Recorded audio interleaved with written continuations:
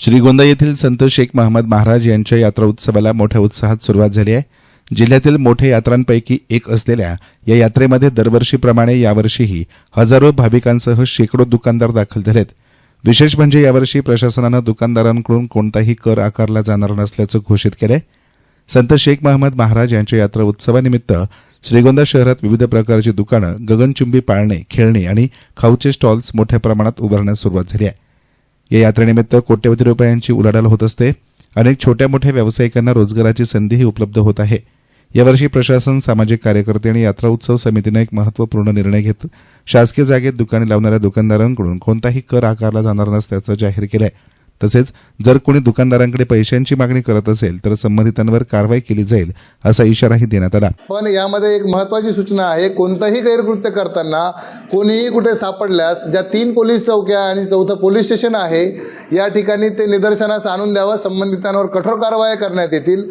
आणि सर्वात महत्त्वाची सूचना आहे, यात्रा जी आहे ही यात्रातले जे स्टॉल्सवाले जे येणार आहेत, दुकानदार, पाळण्यावाले, हे सर्व जे आहे तर हे सर्व सार्वजनिक जागी लावण्यात येणार आहे।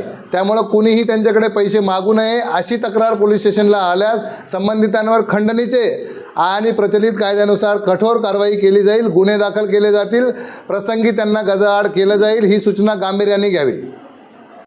काही दुकानदारांच्या प्रतिक्रिया घेण्याचा प्रयत्न केला असता काहींनी आम्हाला कुणीही पैशाची मागणी केली नसल्याचं सांगत श्रीगोंद्याचे नागरिक सुज्ञ आहेत आणि स्थानिक प्रशासनानं घेतलेला निर्णय योग्य असून प्रशासन आणि यात्रा कमिटीचे आभार मानले। आम्ही बीडचे यात्रेला आलेलो आहेत। दरवर्षी येतो आम्ही, बरेच वर्ष झाली तर येतो।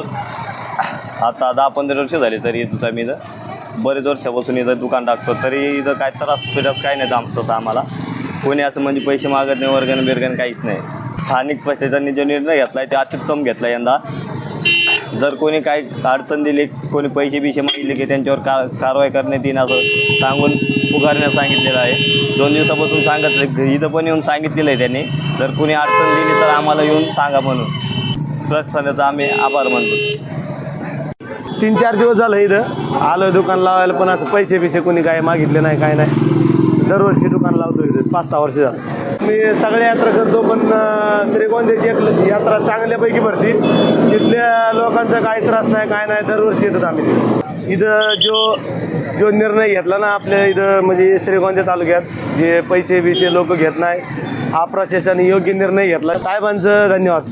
चांगलं म्हणजे असं निर्णय घेतल्यामुळे प्रशासनाने साहेबांचं धन्यवाद। एस्तान मीडियासाठी प्रतिनिधी गणेश कांबळे, श्रीगोंदा।